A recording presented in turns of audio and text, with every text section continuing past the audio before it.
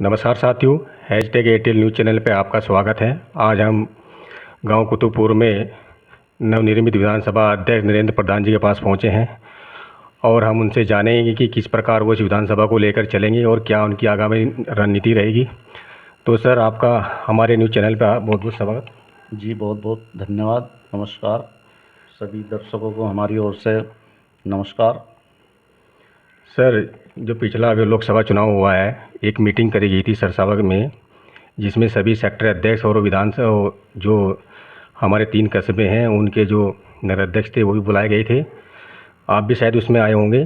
तो हमारे जो आज के जिला अध्यक्ष हैं वो भी उसमें पहुंचे थे। उन्होंने सबको बिठाकर ये कहा था कि आप हमारे जो कैंडिडेट हैं श्रीपाल राणा जी, उनको आप फ़ोन मत करिएगा, मैं हूँ, आप मुझे कह सकते हैं। जो भी आपको घोड़ा गाड़ी जो भी भी आपको जाना है वो साधन मैं उपलब्ध कराऊंगा। लेकिन जैसे ही उन्होंने ये बात कही उसके बाद वो फील्ड में गायब हो चुके हैं। आज वो जिला अध्यक्ष हैं। क्या इस बात पर आप कैसे लेके चलेंगे जी? देखिए, श्रीपाल राणा जी के चुनाव में हमारी अपनी स्वयं की गाड़ी थी। हमने किसी से कोई गाड़ी घोड़ा कुछ नहीं लिया।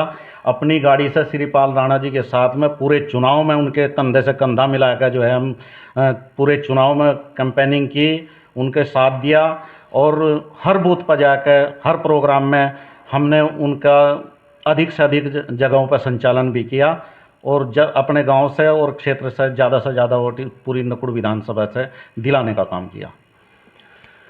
आप पूरा प्रदेश जानता है कि बहन जी का शासनकाल कैसे रहा। उसके बावजूद भी हम आज तक अपनी सत्ता नहीं कायम नहीं कर पाए हैं, पिछड़ रहे हैं। क्या कारण है, जबकि हमारे पास 22% वोट हमारा अपना है और हम सत्ता से दूर हैं? आप इसको किस नज़र से देखेंगे? देखिए, इसमें जो है हमारे समाज को बांटने के लिए भारतीय जनता पार्टी और आरएसएस की जो रणनीति है वो अंग्रेज़ों वाली नीति है। डिवाइड एंड रूल का फार्मूला उन्होंने देखा कि जब बहुजन समाज इकट्ठा होकर प्रदेश में 4-4 बार सरकार बना चुका है तो उन्होंने एक फार्मूला जो अंग्रेज़ों का था डिवाइड एंड रूल का, वो फार्मूला तैयार किया और उस फार्मूले के लिए बहन जी के बराबर का यहाँ पूरे प्रदेश में कोई नेता नहीं था। इसलिए भारतीय जनता पार्टी ने एक सोची समझी रणनीति के तहत एक लड़का, उसे कहूँगा मैं, मतलब जो है समाज में जो है जिस तरह एक मतलब समाज के विचारधारा के विपरीत जो बहुजन समाज पार्टी की विचारधारा है उसके विपरीत जो चलने वाला लड़का था उसको तैयार किया और तैयार करके एक बहुत छोटे से कांड से उसे इतने बड़ी बुलंदियों पर लेकर गए। एक घड़कोली में एक केवल द ग्रेट चमार के बोर्ड के ऊपर जो है गांव में झगड़ा करवाया कर उसे पूरे देश की राजनीति का हीरो बना दिया। ये भारतीय जनता पार्टी की सोची समझी रणनीति, हमारे लोगों को बांटने का एक जो उनके पास उन्होंने फार्मूला तैयार किया कि जो बहन जी से लोग खिलाफ हो जाएं, हमारे दलित समाज में एक फूट डालने का काम किया भारतीय जनता पार्टी ने। और जिसका नतीजा ये रहा कि ज़्यादातर लोग तो भले ही उसके प्रोग्राम में चले जाते हों, लेकिन हमारा जो वोटर है वो वोटर बहन जी का ही वोटर है। वो 2% वोट को भी प्रभावित पूरी विधानसभा में, पूरे देश में और प्रदेश में नहीं कर पा रहा। उसकी रैली में जो है, उसके प्रदर्शन में लोग एक सामाजिकता के हिसाब से तो चले जाएं, लेकिन वोट बहन कुमारी मायावती को ही देते हैं। तो अध्यक्ष जी, मैं ये देख रहा हूँ कि इस विधानसभा में गुटबाजी बहुत हावी है। क्या आप इस गुटबाजी को तोड़ करके सबको एक मंच पर लाने का प्रयास करेंगे, जिससे कि ये विधानसभा पूरी 7 विधानसभा में एक मजबूत विधानसभा बनकर सामने आए?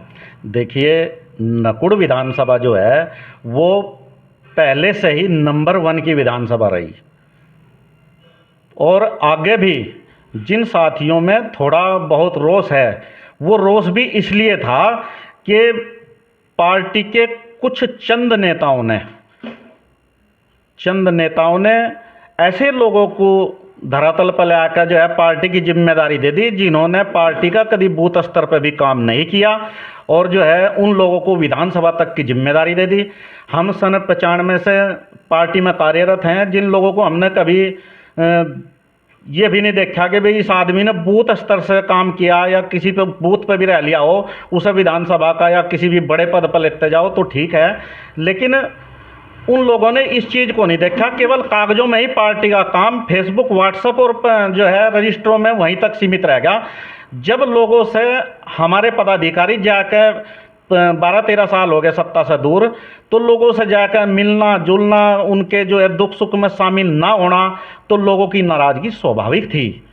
और आने वाले समय में अगर पार्टी ने हमें ये जिम्मेदारी दी, इस पे हम 100% खरा उतरने की कोशिश करेंगे और अपने लोगों के दुख सुख में शामिल होकर उन लोगों का कोई भी कार्य होगा उनके लिए 24 घंटे तत्पर रहेंगे और उनके दुख सुख में शामिल होकर उनको अपने परिवार की तरह जोड़कर जो है बहुजन समाज पार्टी में, जो बहुजन समाज पार्टी से थोड़ा बहुत किनारा भी किए हुए हैं, उन लोगों को भी पार्टी में जोड़कर बहुजन समाज पार्टी को बुलंदियों की तरफ ले जाएंगे और 5वीं बार बहन कुमारी मायावती जी को इस प्रदेश का मुख्यमंत्री बनाने का काम करेंगे।